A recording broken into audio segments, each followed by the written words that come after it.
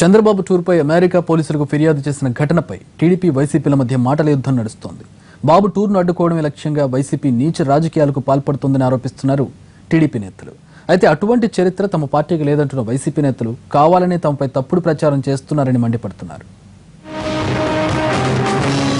అంతర్జాతీయ స్థాయిలో నీ నేరాల్ని నీ ఫ్యాక్షన్ని చూపించదలుచుకున్నావా జగన్మోహన్ రెడ్డి అని అడుగుతా ఉన్నాం. లోటస్ పాండ్ నుంచి వైఎస్ఆర్ కాంగ్రెస్ పార్టీ కార్యాలయం నుంచి స్పష్టంగా ఆపరేట్ చేశారు.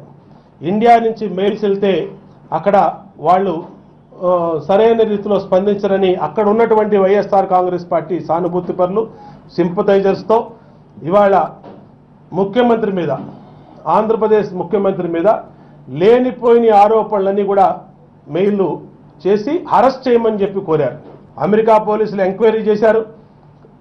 దాని మీద పూర్తిగా ఇన్వెస్టిగేషన్ చేసిన తర్వాతే ఆంధ్రప్రదేశ్ ముఖ్యమంత్రి మీద దాడి జరిగే అవకాశం కూడా ఉందని భద్రత కల్పించారు. డల్లాస్ పోలీసులకి, అమెరికా పోలీసులకి ఇచ్చినటువంటి మెయిల్స్ మీద జగన్మోహన్ రెడ్డి ఆంధ్రప్రదేశ్ ప్రజల్ని క్షమాపణ కోరాలి. తెలుగుదేశం పార్టీకి మీకు దమ్ము ధైర్యం ఉంటే, మీకు నిజాయితీ ఉంటే, మీకు కలేజా ఉంటే చంద్రబాబు నాయుడు గారి మీద ఈమెయిల్స్ ఎవరు పంపారు, ఎవరు చంద్రబాబు నాయుడు గారిని దొంగ అన్నారు అనే దాని మీద ఎంక్వైరీ చేయమని చెప్పేసి మా తప్పుంటే మేము దానికి సిద్ధమే, లేదు అంటే మీరు